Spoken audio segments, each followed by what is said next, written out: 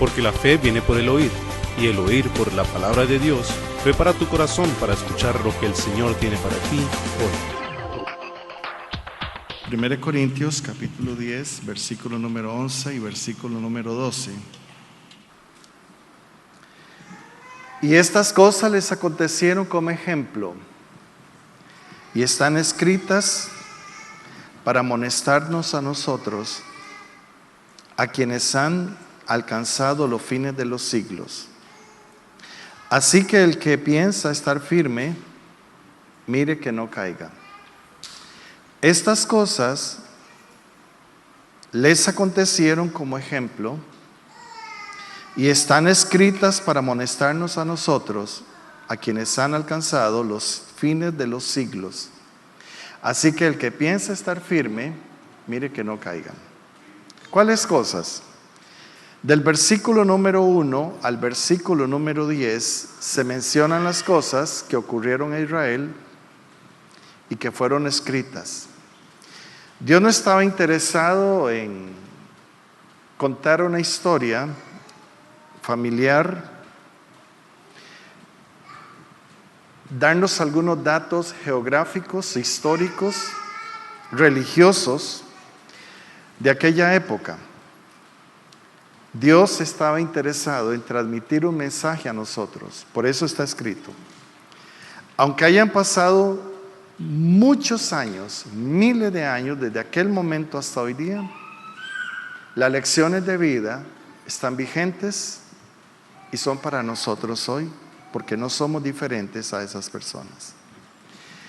Evidentemente no nacimos en el mismo lugar, nuestra cultura es un poco diferente a la de ellos, las costumbres que ellos tenían obviamente son diferentes, pero en esencia el ser humano es el mismo, independientemente de donde haya nacido, crecido o se haya desarrollado. Somos en esencia iguales. Por lo tanto, lo que ocurrió allá tiene lecciones para nosotros hoy y nos vamos a enfocar en eso con la ayuda del Señor. Dejamos ese texto y nos vamos a ubicar en el capítulo 17 del libro de Éxodo. Éxodo capítulo número 17. Abdías es un libro que consta solamente de un capítulo, está en el Antiguo Testamento. Vamos a tomar ese libro también y por favor vamos a ir a él, vamos a tomar algunos textos de ese libro de Abdías. Vamos a estar también en el capítulo número 36 del libro de Génesis. Génesis capítulo número 36.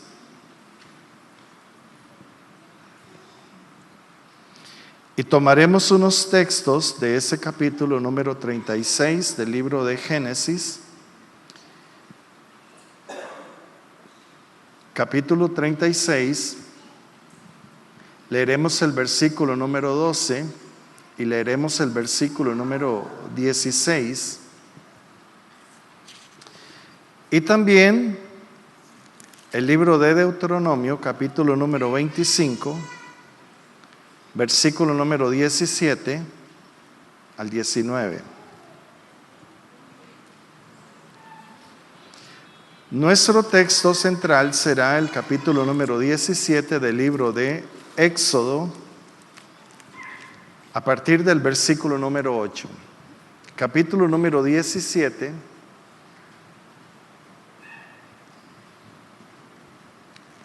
Del libro de Éxodo. Entonces vino Amalec y peleó contra Israel en Refidim. Y dijo Moisés a Josué: escógenos varones y sal a pelear contra Amalec. Mañana yo estaré sobre la cumbre del collado y la vara de Dios en mi mano. E hizo Josué como le dijo Moisés, peleando contra Amalec, y Moisés, Aarón y Hur subieron a la cumbre del collado. Y sucedía que cuando alzaba Moisés su mano, Israel prevalecía. Mas cuando él bajaba su mano, prevalecía Amalec. Las manos de Moisés se cansaron, por lo que tomaron una piedra y la pusieron debajo de él y se sentó sobre ella. Y Aarón y Hur sostenían sus manos, el uno de un lado y el otro de otro. Así hubo en sus manos firmeza hasta que se puso el sol. Y Josué deshizo a Amalec y a su pueblo a filo de espada.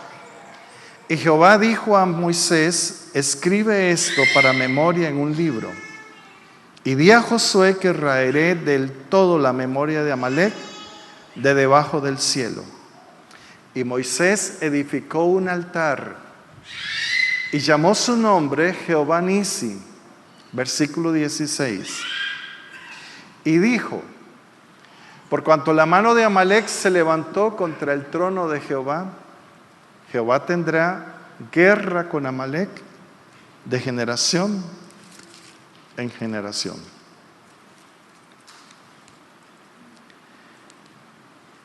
Este pueblo era un pueblo nómada, los amalecitas.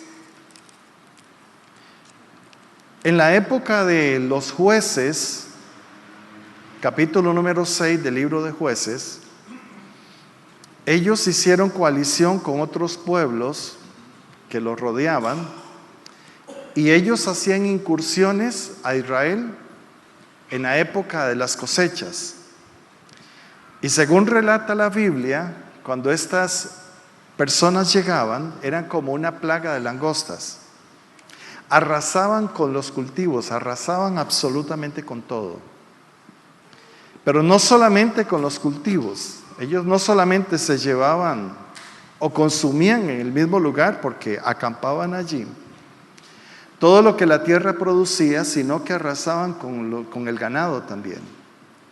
De modo que sumían al pueblo de Israel en una profunda crisis alimentaria. Y eso ocurría como castigo de parte de Dios, porque Israel lo dejaba a él y empezaba a adorar los dioses de las naciones que estaban alrededor de ellos. Como consecuencia, Dios permitía que el enemigo viniera e hiciera esas incursiones y dejara al pueblo sin alimento, sumido en una terrible hambruna. Capítulo 6 del libro de Jueces. Es ahí donde Dios levanta a Gedeón. Pero ese no es el punto. El punto es que dentro de esos pueblos que venían ahí, hacían esas incursiones, venía la gente de Amalec también. Ahora, ¿cuál es el origen del odio tan exacerbado que tenían los amalecitas contra Israel? Y ese es el punto que hoy quiero compartir con ustedes. Uno de los pecados que normalmente nosotros cometemos, que no le damos importancia porque no lo vemos como tal, es la murmuración, es la queja, es la crítica, es hablar mal de otras personas. Y lo hacemos con nuestro círculo familiar. Por ejemplo, el comedor de la casa.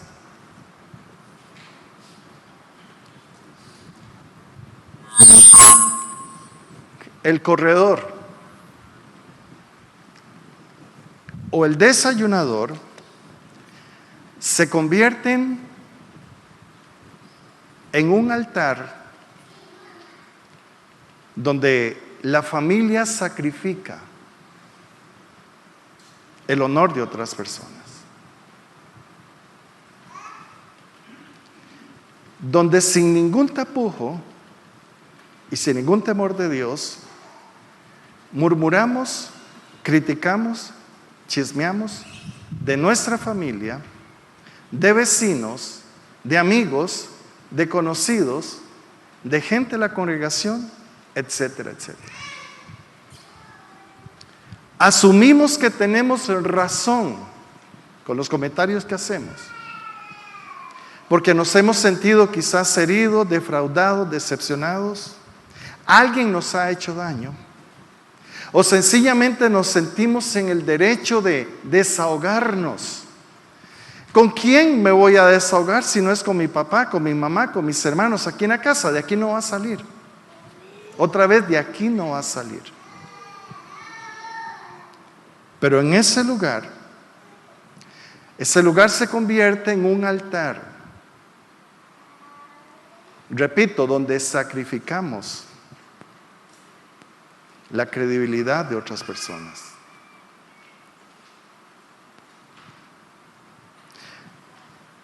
Podemos en algún momento reconocer que lo que hicimos estuvo mal y podemos incluso ofrecer perdón a la familia o perdón a la persona que difamamos.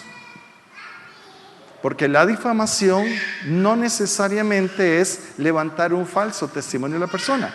Puede que lo que estemos diciendo sea verdad, pero es difamación. Porque la persona no está presente, no le damos el derecho de defenderse, ni de contar su versión de las cosas. ¿Me están entendiendo? Y cuando hacemos eso, sin darnos cuenta, acarreamos una terrible maldición sobre nosotros y sobre nuestra familia. Y las consecuencias de eso puede que duren muchísimos años, generaciones. No nos damos cuenta que estamos afectando no solamente las personas que en ese momento nos están escuchando, sino que estamos afectando gente que ni siquiera ha nacido, futuras generaciones, que se verán, escúcheme bien, afectadas por los comentarios, por las críticas, las murmuraciones, los chismes que en ese momento se están diciendo allí. Estas cosas les ocurrieron, leímos en 1 Corintios, para que en nosotros no se cumpla el refrán que dice, nadie escarmienta por cabeza ajena. Si somos necios, vamos a tener que pasar por donde asustan, nos golpean para aprender la lección. Si somos sabios, no necesitaremos pasar por allí para darnos por apercibidos y por no cometer el mismo pecado. ¿Dónde nace la enemistad de Amalek contra Israel? ¿Por qué el odio?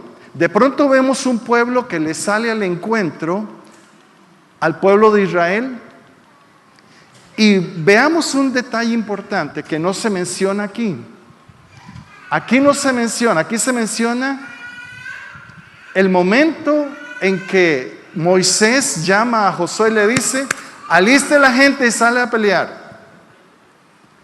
Pero no nos cuentan los detalles del por qué, cómo se dio ese encuentro, qué precedió a esta guerra.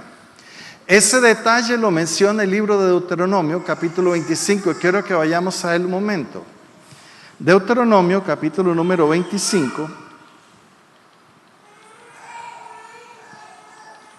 versículo número 17 al 19. Présteme atención, por favor. Yo quiero que me preste atención esta mañana porque hoy vamos a estar en la introducción. Este tema va a durar posiblemente algunas semanas. Pero preste atención porque quiero dejar en su corazón esto y al final usted va a poder sacar sus propias conclusiones. ¿Estamos? Deuteronomio.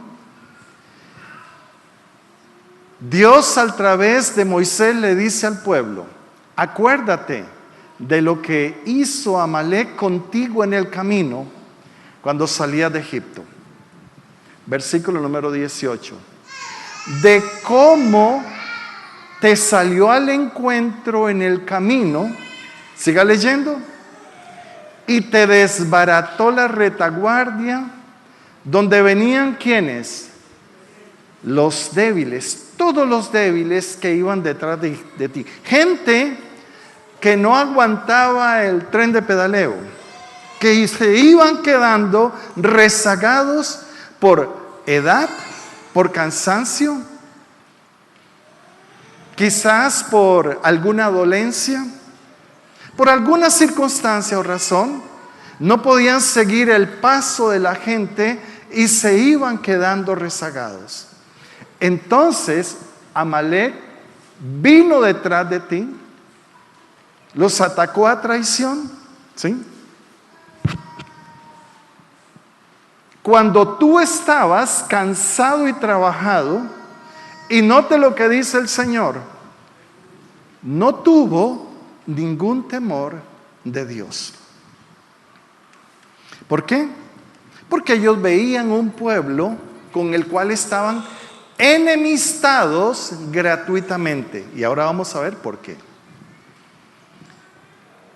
Por tanto, cuando Jehová tu Dios te dé descanso de todos tus enemigos alrededor, en la tierra que Jehová tu Dios te da por heredad para que la poseas, borrarás, vea qué interesante, la memoria de Amalek de debajo del cielo. Y le dice, no lo olvides. ¿Qué tan serio fue a los ojos de Dios lo que Amalek hizo? Seriosísimo. Al punto que Dios dice, no debes olvidarte este encargo. No lo olvides. Tienes que cobrar la factura. ¿Dónde nace este odio?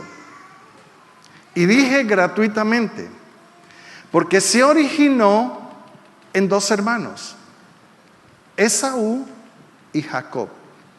Compartieron el mismo vientre porque fueron gemelos, compartieron el mismo padre, tenían una misma herencia de bendición. El abuelo fue llamado el padre de la fe, amigo de Dios, Abraham. E Isaac, el papá de esos gemelos, no se quedó atrás. La historia de esta gente es impresionante. Rebeca, la mamá de ellos, era estéril. De modo que durante 20 años la mujer no quedó embarazada. A los 60 años que tenía Isaac, no ella, Isaac. Isaac ora por la esposa y queda embarazada. Dios escucha la oración, queda embarazada Rebeca, pero quedó embarazada por partida doble. Llega el momento en que los meses pasan y estaba ya a punto de dar a luz y había un pleito, literalmente había un pleito en la barriga de la mujer. Entonces ella fue a consultar a Dios y le dijo, o sea, ¿qué pasa? ¿Cuál es el problema? ¿Por qué esto? Entonces Dios le dice, hay dos naciones en tu vientre. No habían ultrasonidos en aquel momento, ¿verdad? Ella no sabía qué estaba pasando. Dios le dice, hay dos naciones en tu vientre, dos pueblos, que serán pueblos grandes, naciones grandes, pero el menor será el amo. O sea, en otras palabras, el mayor servirá al menor. Llega el momento del alumbramiento y sale el mayor, y dice la Biblia que era velludo, muy velludo. Y venía el menor agarrado al talón del mayor. Al mayor le pusieron Esaú, que significa rojo, posiblemente por el color de su cabello. Y al menor le pusieron Jacob, suplantador, porque venía agarrado del talón de su hermano. Pero desde ese momento se marca una diferencia entre esos dos niños. Los niños crecen y la Biblia dice que el mayor fue amante del campo y de la casa. Y el menor era varón quieto que estaba en las tiendas. Era el ayudante de cocina de la mamá. Así que se convierte en el hijo favorito de Rebeca, y el mayor se convierte en el hijo favorito de Isaac, el papá. Por la sencilla razón de que cuando él iba a cazar, traía la casa, preparaba la comida y le daba al abuelo. De modo que se lo ganó por el estómago. ¿Ok? Un día, Esaú sale de casa, regresa con mucha hambre. Su hermano estaba preparando una sopa de frijoles rojos. Y entonces le dice que le dé comida. Y el hermano menor le dice, ok, te voy a servir con la condición de que me des tu derecho como hijo primogénito. No me importa, de todas maneras me voy a morir. ¿Para qué me va a servir la primogenitura? Hacemos el cambio. Me dan la comida, yo te doy la primogenitura. Y la cambió, dice la Biblia, por un plato de lentejas. Pasa el tiempo, el papá envejece, ya dejó de ver, ya los ojos ya no estaban funcionando muy bien. Y ya él sabía que iba a morir pronto. Entonces llama a su hijo mayor y le dice, voy a morir pronto, necesito antes de morir bendecirte, darte mi bendición como hijo primogénito. Pero para hacerlo vaya a cazar, trae la casa, prepárame la comida que sabes cómo me gusta y te voy a dar la bendición. La mamá estaba por allí orejeando, escuchó la conversación, llama a su hijo favorito y le dice, pellízquese. Su papá va a bendecir a su hermano. Vaya y me trae un cabrito tierno, jugoso, delicioso. Lo vas a preparar. Yo le voy a preparar la comida y usted se la va a servir a su papá para que tu papá te bendiga. Entonces el hermano menor dijo, pero yo soy lampiño, mi hermano es muy velludo, no se preocupe. El pellejo del animal te lo voy a poner en los brazos, en el cuello, de modo que lo vamos a engañar. Pero si descubre, me va a maldecir. No importa que la maldición caiga sobre mí. E hicieron la trama. Preparan la comida, traen la comida al abuelo. Y el abuelo le dice, acérquese. El muchacho se acerca, o el hombre se acerca. No era muchacho, ella andaba por los 40 y pico de años. Bueno, era un muchacho. La gente vivía muchos años en aquella época.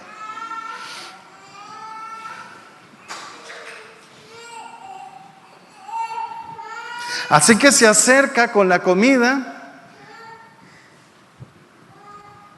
y el papá le dice, tan pronto regresaste con la casa. Es que Dios me bendijo e hizo aparecer el animal por allí, así que no tuve que ir muy largo ni esperar tanto tiempo. Acérquese. Y se acerca el muchacho y le dice, la voz es de Jacob, pero la piel es de Esaú, porque le tocó los brazos, el cuello. Acérquese para bendecirte. Y recién lo bendice, sale del lugar cuando llega su hermano con la casa. Prepara, le sirve al abuelo, llega, donde está el abuelo y le dice, prepárese para que me dé la bendición porque aquí le traigo lo que usted me pidió. Y dice la Biblia que Isaac se estremeció en espíritu. Imagínense que casi le da un patatús o le dio un patatús al hombre. ¿Quién vino antes? ¿Cómo quién vino antes? Yo soy Esaú, tu hijo mayor. Aquí estoy para que me bendiga. Pero, ¿usted no vino antes? No, ¿cómo? ¿Quién? Pues, fue tu hermano entonces. Hace un momento vino, comí de lo que preparó, le di la bendición y ya no puedo revertir eso. Y dice la Biblia que este hombre lloró con un dolor muy profundo. Y le dijo, Padre mío, ¿no te ha quedado acaso alguna bendición para mí? Nada, no tengo nada que ofrecerte. Pero por favor. Bueno, ahí se sacó una bendición de la manga y se la dio a Esaú. Pero la Biblia dice que Esaú juró que cuando su papá muriera iba a matar a su hermano. De modo que esos chismes llegaron a los oídos de la mamá y le dijo, estos son los planes que tiene tu hermano. Necesito que te levantes y te vayas de aquí. Vaya a la casa de mi familia, Harán, Siria. Y ve a la casa de mi hermano, un hombre llamado Labán. Y quédate allí hasta que la ira de tu hermano se aplaque. Cásese con la familia de él. Se fue entonces Jacob para ese lugar y vivió 20 años allí. A los 20 años le dice el Señor, es necesario que regreses. Pero el hombre tenía miedo. Tenía miedo de regresar a la casa porque había dejado una cuenta pendiente. Hermanos, primera lección. Cuando nosotros en la vida dejamos situaciones sin resolver, tarde o temprano esas cosas nos van a salir al encuentro. Pueden pasar 20 años, 30 años, 40 años, pero en algún momento aquello que dejamos sin resolver en el pasado nos va a salir al encuentro. Solemos usar atajos para evadir situaciones porque no queremos enfrentarlas. Enfrentarlas implicaría asumir responsabilidades y consecuencias que no queremos.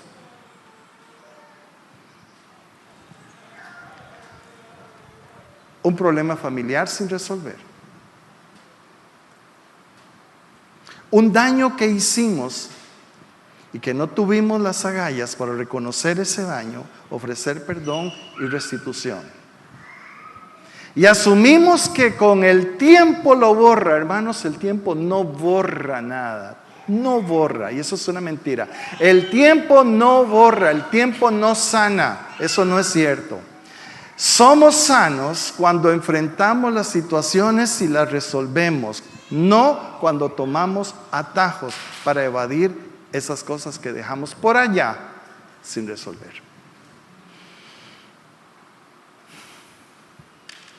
Jacob tuvo que enfrentar una situación de un hermano cabreadísimo 20 años atrás. Y que cuando regresa a la tierra de sus padres tenía que enfrentar a su hermano. Obvio que el hombre estaba sumamente atemorizado y le pide ayuda a Dios. Y urde un plan entonces para aplacar a su hermano. Y el plan es ofrecerle un soborno, varios sobornos. Ganado, ovejas, caballos, camellos. Entonces divide el campamento porque el hombre ya tenía mucho billete, mucho ganado. Era un hombre ya muy próspero. Entonces dice, voy a ofrecerle muchos regalos a mi hermano para aplacar su ira. Y diseñó un plan. Y le funcionó a medias. Pero el día que tenía que enfrentarlo, dice la Biblia que él dejó el campamento, cruzó un río y se fue solo. Y ahí le salió al encuentro un hombre. Y peleó contra él hasta el amanecer. Y viendo el hombre que no podía con Jacob, le descoyuntó la cadera. Creo que el problema que hubo allí fue un problema de nervio ciático. Y el hombre murió renco hasta... El hombre, ese daño que le causó este personaje en la cadera, lo llevó hasta la tumba. Hasta que murió, ahí andaba con el problema Jacob. Lo marcó para toda la vida. Pero en ese encuentro algo ocurrió con el espíritu, el corazón de Jacob. Fue cambiado, le cambiaron de nombre de Jacob a Israel. Pero eso no implicaba necesariamente que su hermano, problema resuelto, no, tenía que enfrentarlo. Amanece y se da el encuentro con su hermano. Dice la Biblia que cuando él ve a su hermano se inclina 7 veces. Lo ve allá, se inclina una vez, se acerca otra vez, 7 veces hasta llegar a donde su hermano. Cuando su hermano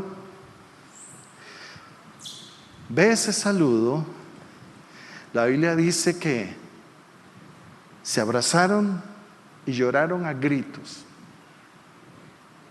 Y le pregunta al hermano, ¿cómo ha estado? Y ese ganado y esos regalos y esos hijos son los hijos que Dios me ha dado.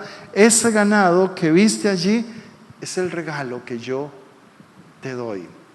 En otras palabras, es una restitución por el daño que te hice. Y el hermano le dice, no, yo no necesito eso. Jacob insiste en que se deje el regalo por el daño que había hecho. Su hermano acepta los regalos y se separan.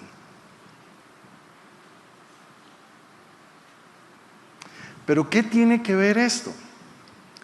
Su hermano se reconcilia con Jacob, asumimos que lo perdona, pero el daño ya estaba hecho. Vamos a Génesis 36.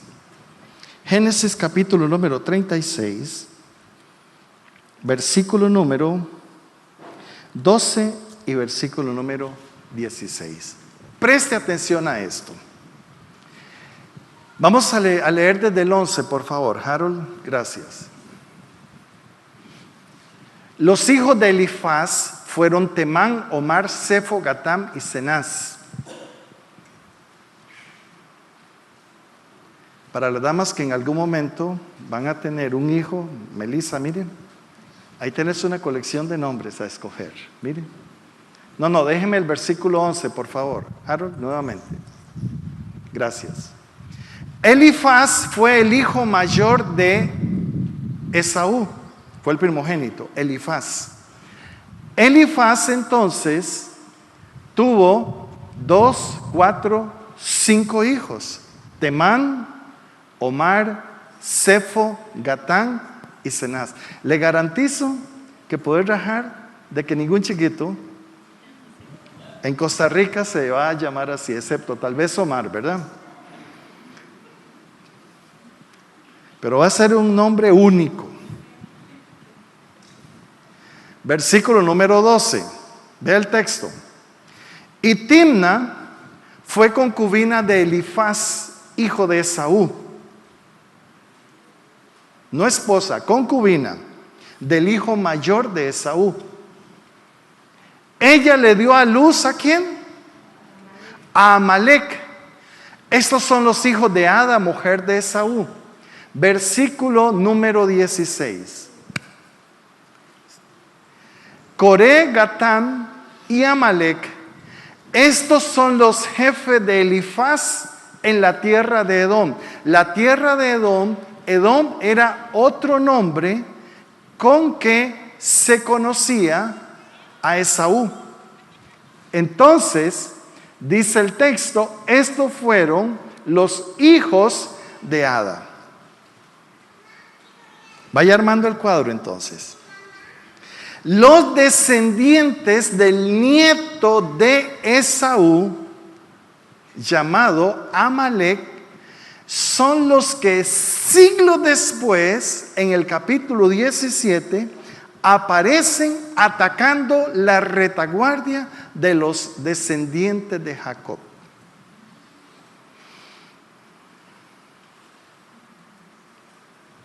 ¿Dónde nació la enemistad de los amalecitas contra los descendientes de Jacob? ¿Dónde inició? En un resentimiento de sus antepasados, de esos hermanos gemelos. El menor, usando una palabra muy tica, le hizo una ratada a su hermano gemelo mayor, que nació primero. Entonces, escúcheme, es muy probable que Esaú, en esas noches despejadas del Medio Oriente, ante una fogata, comentara a sus hijos y a sus nietos lo que su hermano Jacob le había hecho. Cómo le había robado la primogenitura, cómo le había robado la bendición del papá mediante un engaño, y esa información pasó de generación en generación en generación. Entonces, ¿qué pasa con los descendientes de Amalek? Amalek, como suele ocurrir en las familias, alguien que no tiene vela en ese entierro empieza a sufrir calenturas ajenas y abraza gratuitamente la ofensa que alguien allá le hizo al abuelo, le hizo a la mamá, le hizo al papá, o le hizo al hermanillo o al primo, y se da por aludido, se da por ofendido. No sé si me estoy dando a entender. Otra vez, me estoy dando a entender. Entonces comen carbón. El problema es que eso no se queda allí, sino que esas informaciones se comentan en familia. Y puede que pasen generaciones, pero siempre se van a recordar, porque en algún momento, en esas típicas reuniones familiares, de pronto la familia tal no llegó a la fiesta. Pero los invitamos, y no, es que usted no sabe. ¿Sabe por qué no vinieron? Por esto y esto y esto y esto y esto. Ese tío suyo es una rata pestosa. Viera el negocio que me hizo. Hicimos un negocio. Yo le vendí un carro, le compré un carro, y resulta que venía con el motor dañado. Y el gran sinvergüenza no me dijo nada. Y cuando yo le reclamé, se puso enojadísimo y bla, bla, bla, bla, bla, y me estafó. De pronto entonces hay un miembro de la familia ahí escuchando la historia, y ese miembro se encarga de distribuir, hacer pública en otros miembros de la familia la información. Y normalmente, hermanos, nosotros no somos honestos cuando damos nuestras versiones de las cosas. Siempre tendemos a contar la parte que nos conviene, no la que no nos conviene.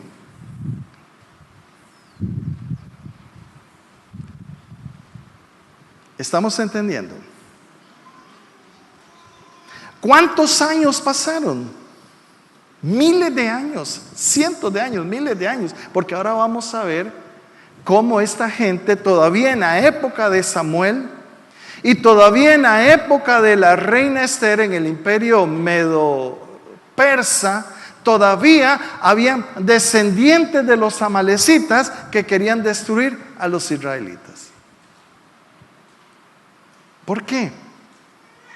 Vamos al texto, por favor. Capítulo número 15 del libro de Primera de Samuel. Primera de Samuel.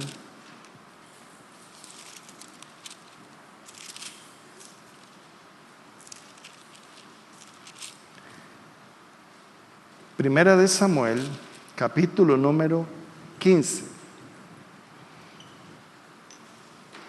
Versículo número 1 al 3. Primera de Samuel 15, 1 al 3. ¿Estamos aquí todavía? Ok. Dice: Después Samuel dijo a Saúl: Jehová me envió a que te ungiese por rey sobre su pueblo Israel. Ahora pues, está atento a las palabras de Jehová. ¿Cuántos años habían pasado? Miles de años. Desde aquel momento del capítulo 17 del libro de Éxodo a este momento. Versículo número 2. Lo tenemos ahí. Así ha dicho Jehová de los ejércitos. Siga leyendo. Yo castigaré lo que hizo Amalec a Israel al oponérsele en el camino cuando subía de Egipto. ¿Qué dice el Señor? Lo voy a castigar. Importante. El texto que leímos en el libro de Éxodo, capítulo número 17, dice que Josué deshizo a Amalec. Pero cabe una aclaración. Él venció a los guerreros de Amalec que se presentaron al campo de batalla. Pero las familias de estas personas no fueron exterminadas. Entonces la descendencia de Amalec continuó. Aquí aparece nuevamente en escena y Dios dice, ok, hay que cobrar una factura. Así que Saúl, usted es el encargado de ir a Amalec y cobrarse esa factura. Versículo número 3.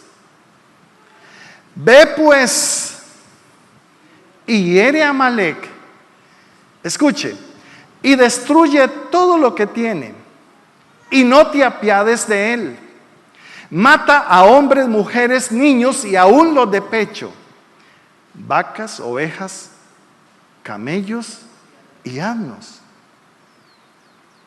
¿No le parece como que eso fue muy grueso de parte de Dios? ¿Cómo? ¿Qué tenían que ver los niños de pecho? ¿Qué tenían que ver los animales?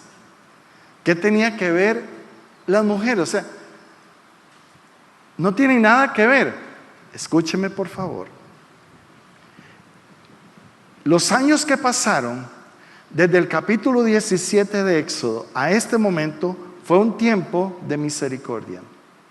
Durante todos esos años, Dios le dio la oportunidad a los de Amalec para que resolvieran el asunto de su corazón, el resentimiento, el odio, la amargura, todo lo que tenían en contra del pueblo de Israel por los cuentos del antepasado.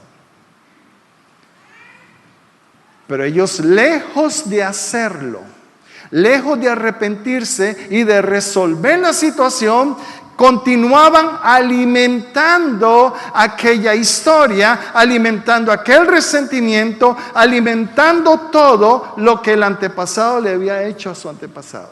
¿Estamos aquí? Entonces, el odio continuaba. ¿Me estoy dando a entender? Entonces, cuando Dios dice, vaya y destruye, ¿por qué? Porque ya el tiempo de la misericordia se acabó. No quisieron arrepentirse, vaya. Pero vea lo que ocurre, versículo número 4. Saúl pues convocó al pueblo y les pasó revista en Telaim 200,000 de a pie y 10,000 hombres de Judá. Versículo número 5. Viniendo Saúl a la ciudad de Amalec, puso emboscada en el valle. Continúe por favor. Y dijo Saúl a los ceneos. Los ceneos, hermanos, eran descendientes de Jobab. Jobab fue el suegro de Moisés, también llamado Jetro. Entonces, los descendientes del suegro de Moisés eran llamados ceneos. Esas personas, dice el texto, vivían en medio de los amalecitas. Entonces, Saúl le dice a esos descendientes del suegro de Moisés, capítulo número 18 del libro de Éxodo, si usted quiere leerlo en casa, le dice que salgan de allí porque van a destruir a los amalecitas. ¿Ve? Para que no destruya juntamente con ellos, porque vosotros mostrasteis misericordia a todos los hijos de Israel cuando subían de Egipto y se apartaron los ceneos de entre los hijos de Amalec. ¿Cuál fue la misericordia que les mostró? No fue el emparentamiento allí entre Jetro y Moisés, no. Es que un hermano de Séfora, la esposa de Moisés, cuando ellos llegaron al desierto, Entonces, la Biblia dice que Moisés le dijo a este hombre, le dijo: nosotros no conocemos el camino, no conocemos este desierto. Ustedes conocen este desierto como la palma de su mano. Necesito que nos guíes, por favor, en este desierto, en los lugares donde el pueblo puede acampar. Y si lo haces, entonces nosotros te vamos a mostrar misericordia. Porque cuando Dios nos dé la tierra que nos ha prometido, nosotros te vamos a hacer bien por el bien que nos haces. Y entonces el hermano de Séfora, la esposa de Moisés, accedió y lo sirvió de guía en el desierto. Por eso el texto dice: mostrasteis misericordia a todos los hijos de Israel. Continuamos con el versículo número 7. No se me duerma, por favor. Lo tenemos. Y Saúl derrotó a los amalecitas desde Ávila hasta Sur, que está al oriente de Egipto. Versículo número 8. Y tomó vivo a Agag, rey de Amalec, pero a todo el pueblo mató a filo de espada. Este hombre, este rey de los amalecitas, allí menciona que se llamaba Agag, pero el nombre de él no era Agag. Agag era un título de la dinastía de los reyes de Amalec. Un título como por ejemplo Faraón, un título como por ejemplo César, un título por ejemplo como Abimelech, que era rey de los filisteos, o un título como César, el emperador romano, que ese no era el nombre, era el título de esa dinastía. De modo que Agag era el rey de los amalecitas, pero no era su nombre, sino el título de la dinastía de esa familia que gobernaba como reyes sobre el pueblo de Amalec. Vamos por favor al libro de Esther. Vamos por favor al libro de Esther. A ver si lo encuentran.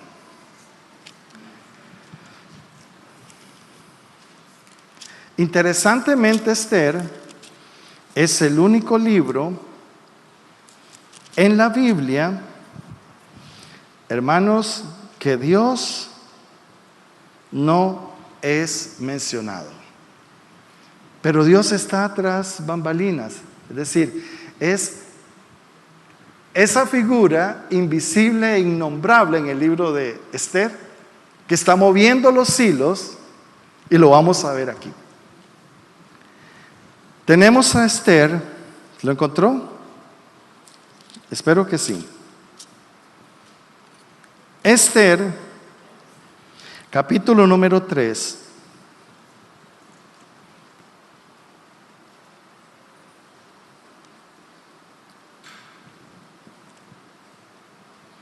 Versículo número 1. Vamos a iniciar allí. Luego pasamos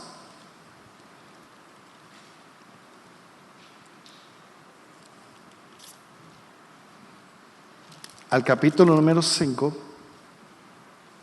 pero nos vamos a enfocar ahí. Estamos aquí todavía, ¿verdad? No se me distraigan. Vea qué interesante.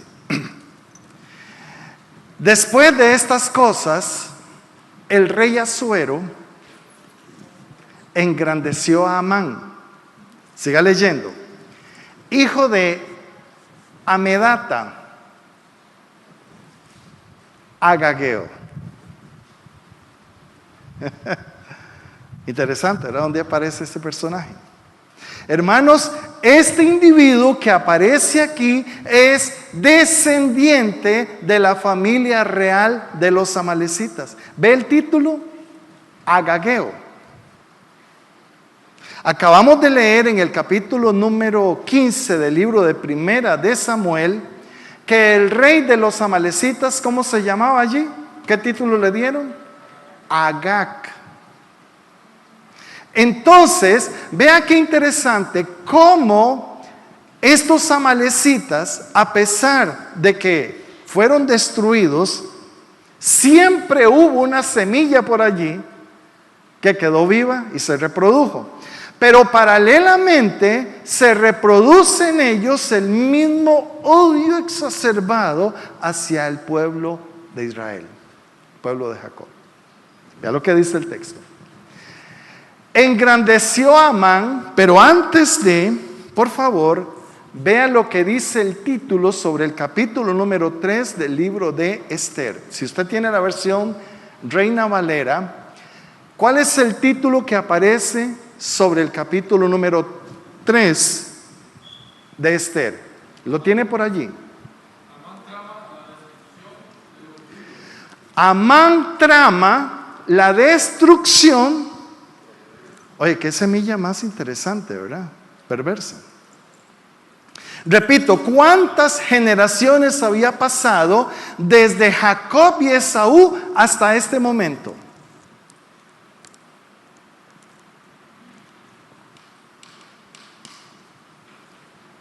¿Qué poder tiene la lengua, verdad? Por eso la palabra del Señor dice que el poder de la vida y la muerte están en la lengua.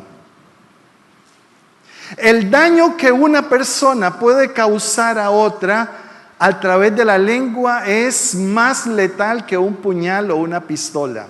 Porque si alguien mata a otra persona con un arma, pues la persona murió y murió. Pero cuando se trata de la lengua, ese daño puede durar cientos o miles de años, como en este caso. ¿Me está usted comprendiendo? Dice, y lo honró, y puso su silla sobre todos los príncipes que estaban con él. O sea, le dio el lugar más honroso que se le podía dar a algún príncipe. ¿Ves? Menciona, y puso su silla sobre todos, ¿qué? Los príncipes. ¿Qué significa esto? Que este tipo, Amán, todavía ostentaba aquel título nobiliario que tenía sus antepasados. Era de descendencia real. Vamos al texto, versículo número 2. Lo tenemos allí. Y todos los siervos del rey, oiga esto, y todos los siervos del rey que estaban a la puerta del rey se arrodillaban y se inclinaban ante Amán, porque así lo había mandado el rey. Pero, ¿qué dice el texto? Mardoqueo ni se arrodillaba, ni qué, ni se humillaba. Versículo número 3. Y los siervos del rey que estaban a la puerta preguntaron a Mardoqueo, ¿por qué traspasas el mandamiento del rey? Versículo 4. Aconteció que hablándole cada día de esta manera y no escuchándolos él, o sea, Mardoqueo no dio el brazo a torcer.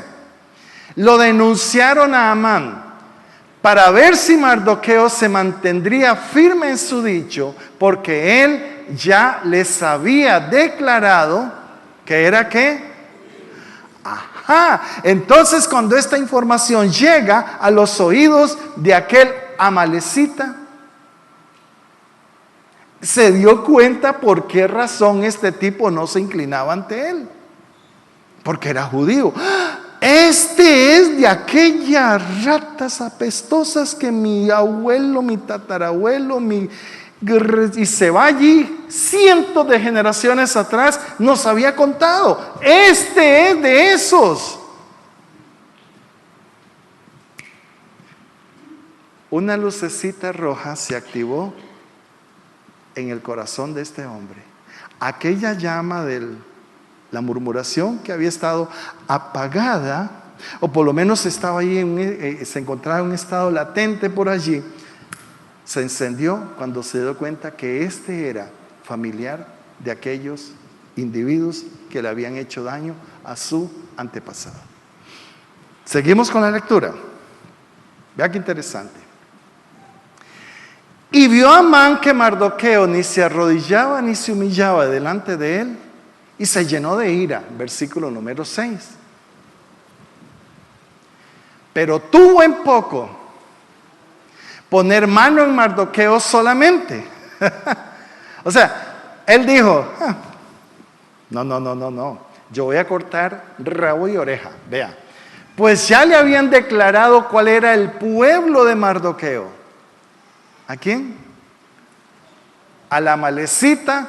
Ya le habían dicho que este tipo, al igual que él, habían muchos de su clase en ese imperio, específicamente en la ciudad de Susa. Y esa gente había que exterminarla, vamos. Y procuró Amán destruir a todos los judíos que había en el reino de Asuero, al pueblo de Mardoqueo. ¿Estamos aquí?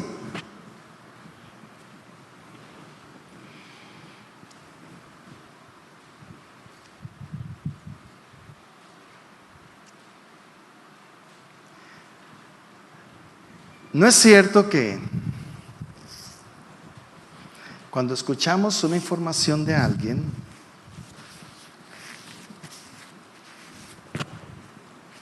normalmente sesgada porque así es, cuando vemos, conocemos a esa persona, ¿qué es lo primero que viene a nuestra mente? Ay, si este es aquel, esta es aquella de lo que me hablaron el otro día. Entonces, hermanos, empezamos a ver a la persona de acuerdo a la información que previamente hemos recibido. Y es interesante porque cuando esa información que hemos recibido es una información negativa, lo que se desata en nuestro corazón es mayor de si la información hubiera sido positiva. En otras palabras, si es una información positiva no le damos mucha importancia porque por naturaleza somos envidiosos, cizañosos, ¿verdad? Pero si esa información es negativa le damos una gran pelota, ¿verdad? Le damos mucha importancia. Entonces vemos a la persona de acuerdo a ¿qué? A la información negativa que hemos recibido. Si andamos con alguien por allí conocido, es aquel tipo. Véalo. Viera que ese individuo me contaron esto y esto y esto y esto y esto y esto. ¿Cómo? Sí, véalo. De veras, increíble, ¿no parece? Claro, venga, siéntese. Aquí historia más interesante. Bla, bla, bla, bla, bla, bla, bla. Estamos aquí todavía. Todavía estamos aquí, hermanos. Y si es un familiar, llegamos a la casa y lo primero que comentamos es, no sabes, aquí me encontré hoy por allí. Claro, yo me hice loco, ¿verdad? Para que no me vieran. Pero me encontré a fulano y tal. Y fulano, fulano, sí, bla, bla, bla, bla, bla, bla, bla, bla. Y de pronto anda el chiquillo, la chiquilla por allí. Y aunque no se siente a prestarnos atención, pero está como un radar, está en todas. Y está escuchando la conversación. Entonces esa información quedó prendida en esa almita. Y a medida que crece, esa personita ve a la persona en cuestión a través del comentario que en el desayunador, en el corredor, en la sala, en cualquier lugar de la casa, escuchó. ¿Estamos entendiendo? Otra vez, ¿estamos entendiendo?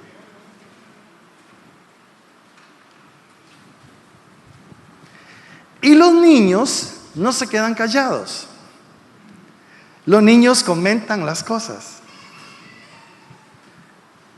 Y de pronto los padres se dan cuenta de que ese chiquito, esa chiquita hizo un comentario y lo llaman a cuenta y le dicen, ¿por qué usted anda diciendo esto y esto y esto y esto? No meten en problemas. Pero ¿quiénes son los responsables? ¿Quiénes son los responsables? Vamos por favor para ir aterrizando en el libro de Santiago. Vamos al libro de Santiago. Quiero que se ponga sobre sus pies, por favor. Póngase de pie.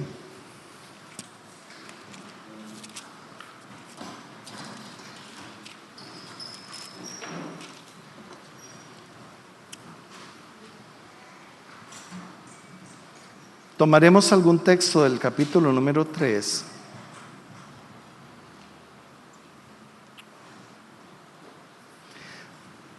Pero quiero arrancar con el versículo número 19 y el versículo número 20 del libro de Santiago, capítulo 1.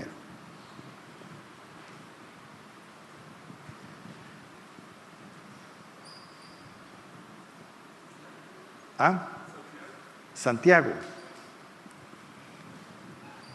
Alguien que le sople ahí acá a don Harold.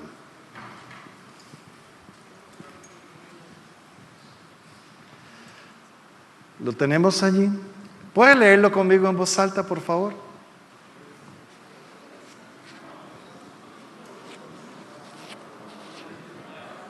Sea que no invierta el orden, no invierta el orden. Somos tardos para oír y prontos para hablar, ¿verdad?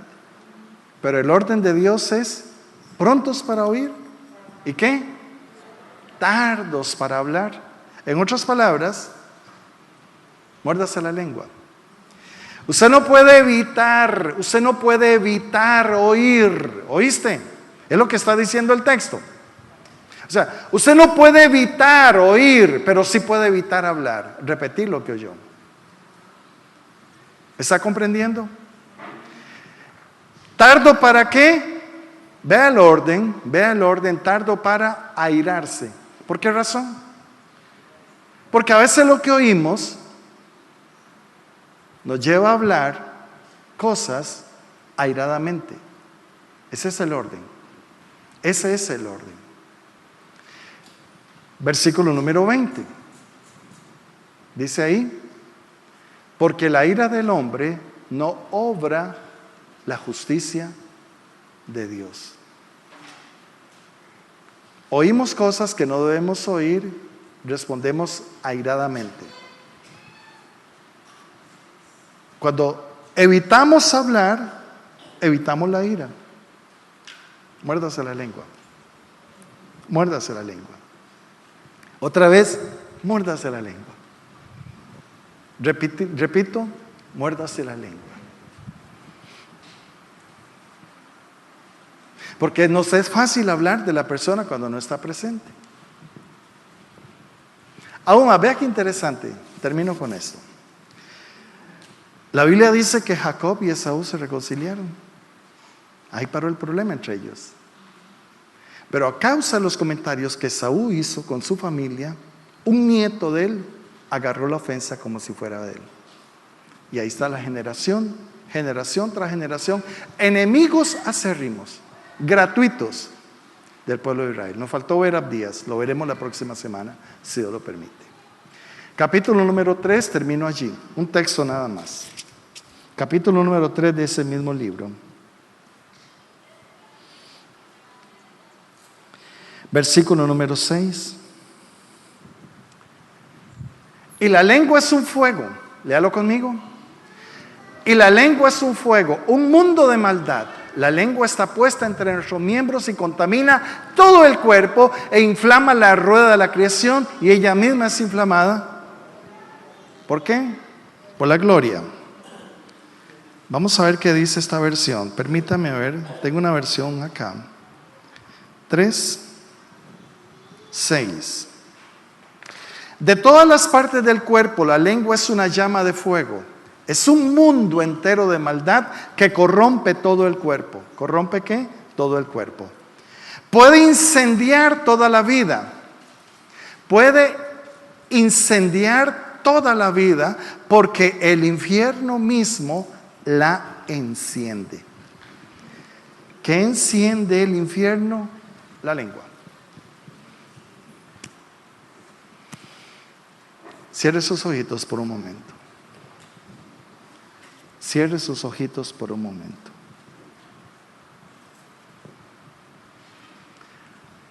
¿A cuántas personas usted ha difamado?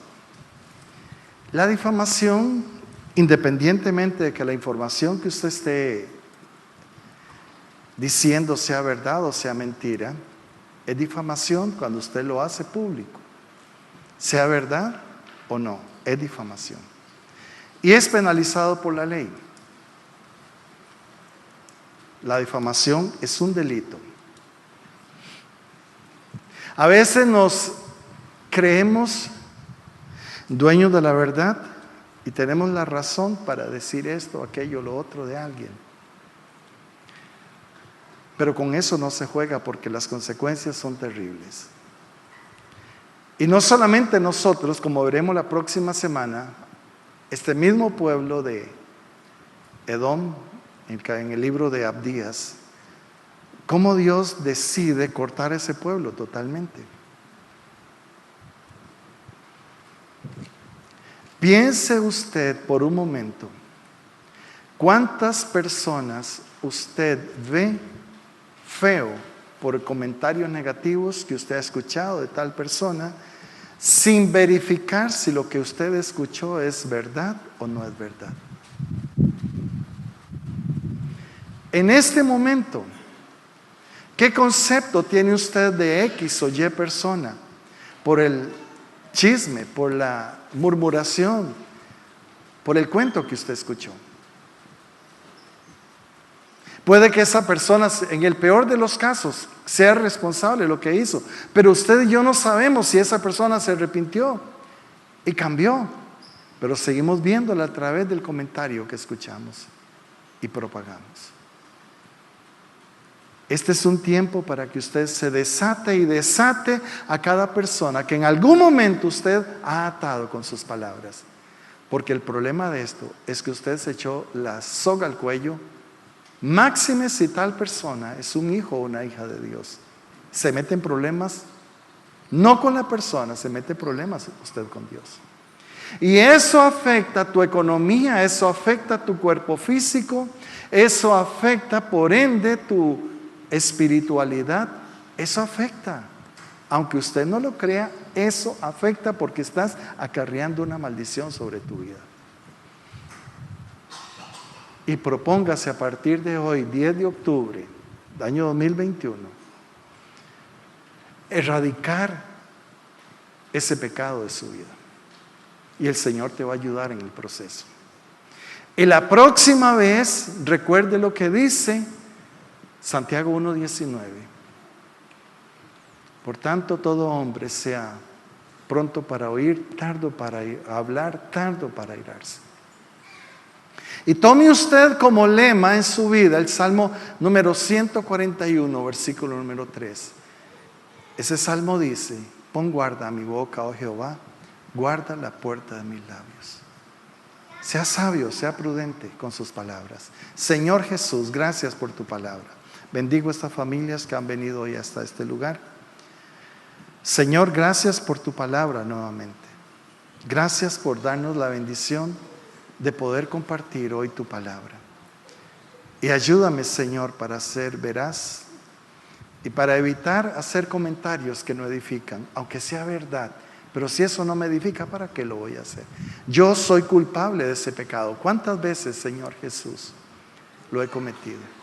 Y oro desatando a los hermanos y hermanas, Señor Jesús, personas a las cuales en algún momento, por alguna razón, murmuré, critiqué, juzgué. Señor, repetí cosas que no debía repetir. Y dañé a otras personas que escucharon el comentario. Padre, yo me arrepiento hoy, te pido perdón, Señor. Y desato en tu nombre poderoso, Señor Jesús. Yo desato a cada una de esas personas, Padre, en el nombre de Jesús.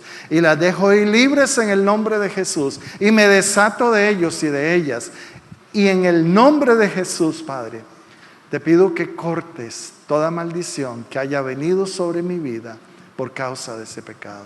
No quiero ser un amalecita, Señor. No quiero ser un amalecita. No quiero convertirme en enemigo tuyo por causa de la murmuración, de la crítica, la queja. el chisme, Señor, en el nombre de Jesús. Renuncio a todo resentimiento, renuncio hoy, Padre, a todo el pasado que me pueda atar al dolor, a la decepción con alguien, en el nombre de Jesús, en el nombre de Jesús, en el nombre de Jesús. Y Padre, limpia mi boca, mis labios, mi lengua, mi corazón, cada parte de mi cuerpo, espíritu, alma, Señor. No quiero tener ataduras con nadie, Señor, de este tipo. No quiero tener, Padre mío, que enfrentarme al juicio tuyo por causa de la necedad de la lengua, de la murmuración. En el nombre de Jesús, oro por estas familias para que sean desatadas. Oro por estas familias para que el Espíritu Santo, Señor, las convence y las conduzca al arrepentimiento. Y seamos en este lugar una comunidad de hombres y mujeres sabios, prudentes para hablar, en el nombre de Jesús. Y gracias por darnos hoy la bendición de estar aquí y de compartir este tiempo. En el nombre poderoso de Jesús. Amén y amén.